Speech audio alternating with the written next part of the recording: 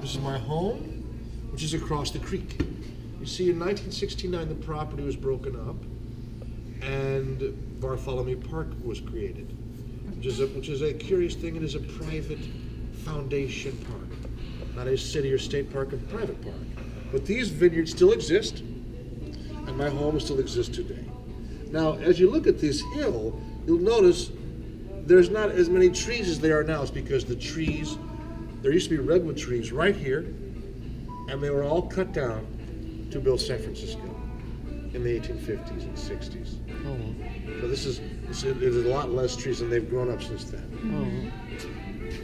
Oh. This here is a lithograph. Now, in 1863, I formed a modern agricultural corporation and sold $600,000 of stock. This is a circular or a lithograph used to sell my stock. Now, we are now in this building here. Mm-hmm. I will take you to this building here, which is just the big building up there. My home and vineyards are over here, and that's on the other side of the creek. If you're looking for something else to do, you could go to Bartholomew Park Winery, and that is, you could drive there in just 5 minutes, 4, and it's over here. And these are all the buildings that I had making wine, and I had a stable that had 50 horses in it. But the property broke it up in 1969, sadly. So now we source grapes from independent grape growers throughout Sonoma County, which actually is beneficial, as by taking grapes from different parts of the county, we were able to make stylistic choices and take grapes from popular. Now, we didn't want them on the outside of the building with the metal washers. We used a different technique. It wasn't available in 1982, only been around for about 8 years. First, we put new mortar and cement between each of the blocks. That's an old method. We had built a scaffolding around this entire building.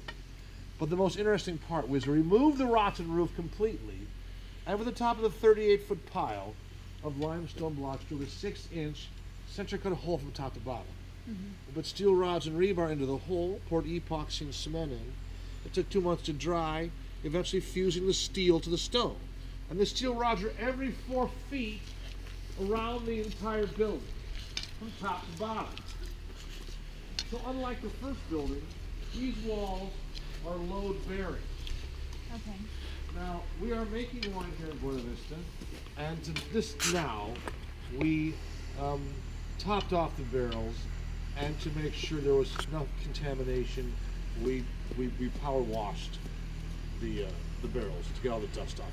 And then we top the barrels off and put them back. Okay. That's what we're doing right here Okay. today. So now we're going into the second stone winery building, built in California. And these are French Burgundian oak fermenting tanks. It's just like a big one. It's a big barrel. Okay. And so we don't age in these tanks, we ferment in these tanks.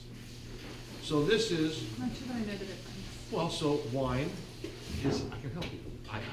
Ferment makes the alcohol? Makes it, makes alcohol. So you pick the grapes, Mm-hmm. and then we put the grapes through a crusher destemmer machine. Okay. And the machine pulls the stems off, and then the grapes sit in these tanks with the juice. Mm-hmm. And with the skin and juice and pulp of the grapes to be specific. Beautiful. This is a room where we come to drink sparkling wine, and the room is so magnificent, even the floor itself sparkles. I love it.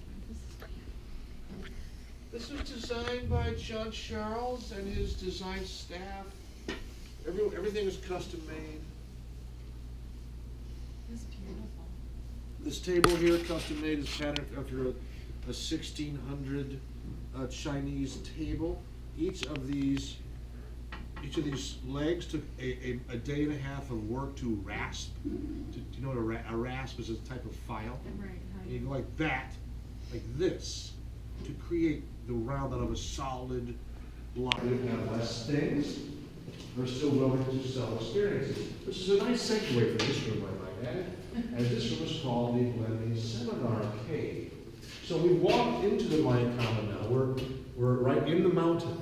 Okay. And there are 3 caves, and my Chinese workmen dug these caves Okay. in 1862.